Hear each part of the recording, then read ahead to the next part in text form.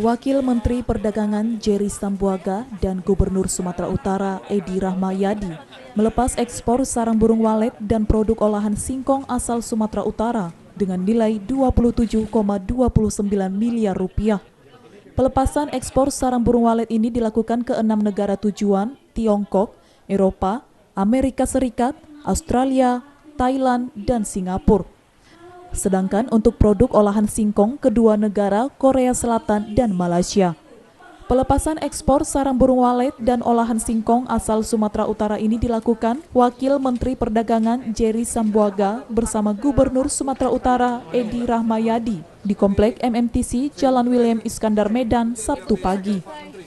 Wakil Menteri Perdagangan Jerry Sambuaga mengatakan peningkatan ekspor menjadi perhatian besar Presiden Jokowi dengan tujuan meningkatkan devisa negara. Pemerintah sangat mengapresiasi pelaku usaha di Sumatera Utara yang tetap semangat meningkatkan ekspornya di tengah pandemi COVID-19. Soal potensi luar biasa besar, kenapa?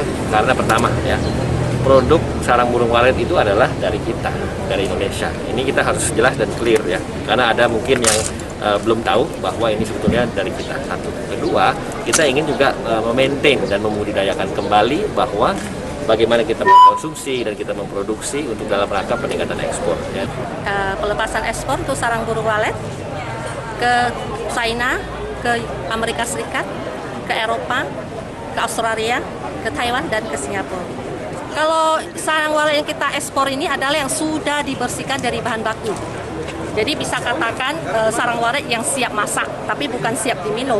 Permintaan di tengah pandemi COVID seperti apa? Meningkat atau seperti apa?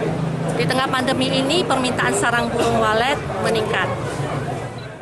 Produk sarang burung walet dan produk olahan singkong yang diekspor ini bernilai 27,29 miliar rupiah. Sarang burung walet sebanyak 1,5 kilogram dengan nilai 24,29 miliar rupiah dan produk olahan singkong sebanyak 20 ton dengan total 3 miliar rupiah.